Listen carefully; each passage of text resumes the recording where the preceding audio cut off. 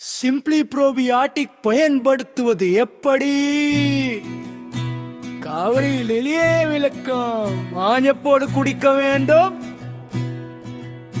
காலையில் வெற்று வயிற்றில் குடித்தால் சிறந்த பலன்.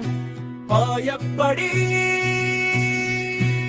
ஒரு ஸ்கூப் சிம்பிளி ப்ரோபியாட்டிக் தூளை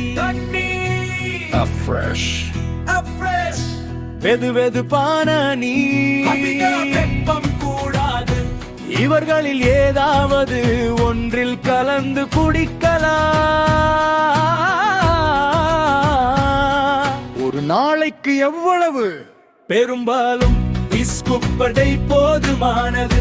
காலுக்கு பயன்படும் பயணவு, வயிற்றுப்போக்கு, மலச்சிக்கல், ஜீரணத்தை மேம்படுத்த, குடல் ஆரோக்கியத்தை பாதுகாக்க, எதிர்ப்பு சக்தியை அதிகரிக்க.